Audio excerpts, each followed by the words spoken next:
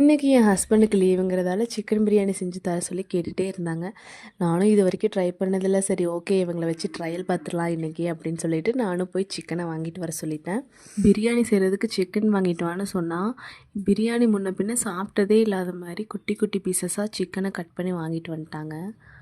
சும்மா இருந்தவள பிரியாணி செய்யலாம் வான்னு கூப்பிட்டு டென்ட்டாக்கி விட்டுட்டு இப்படி போய் சிக்கனை வாங்கிட்டு வந்திருக்கீங்களே, இப்போ இதை வச்சு என்ன பண்ணுறது, கிரேவி பண்ணிடலாமா அப்படின்னு கேட்டதுக்கு வேணா சின்ன பீஸ் தானே, அப்போ தான் மசாலாலாம் நல்லா கோட் ஆகி டேஸ்ட் வரும் அப்படின்னு சொல்லி இதை வச்சே செஞ்சுக்கலாம் அப்படின்னு சொல்லிட்டாங்க. ஓ அப்படியா, அப்போது லெக் பீஸ்க்கு பதிலாக இந்த எலும்பு வச்சு சாப்பிடுங்க அப்படின்னு சொல்லிட்டு நானும் நினச்சேன். குட்டியாக இருக்கே உடஞ்சிருமா என்னன்னு தெரியாமல் என்ன பண்ணுறது, செய்யலாமா வேணாமான்னு யோசிச்சுட்டே சரி ஓகே நானும் செய்யலாம் அப்படின்னு சொல்லிட்டு ஃபஸ்ட் டைம் தானே முன்ன பின்ன இருந்து அட்ஜஸ்ட் பண்ணி சாப்பிட்டுக்கலாம் அப்படின்னு சொல்லிட்டு நானும் செய்ய ஸ்டார்ட் பண்ணிட்டேன்.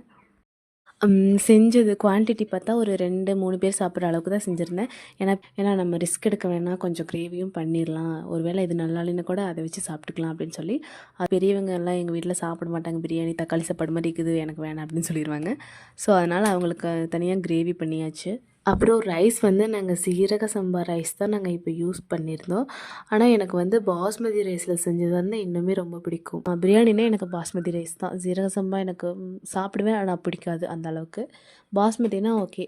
அப்புறம் ஒரு வழியாக செஞ்சு முடிச்சுட்டு சிக்கன் எல்லாம் சின்ன பீசஸாக இருந்தாலும் கொஞ்சம் கூட உடையவே இல்லை. மசாலா தான் கொஞ்சம் அதிகமாயிருச்சு, அதர்வைஸ் எல்லாம் ஓகே தான். அப்புறம் ஈவினிங் கொஞ்சம் வெளியே போகிற மாதிரி இருந்துச்சு. ஸோ 2 பேரும் ரெடியாகி கிளம்பிட்டோம்.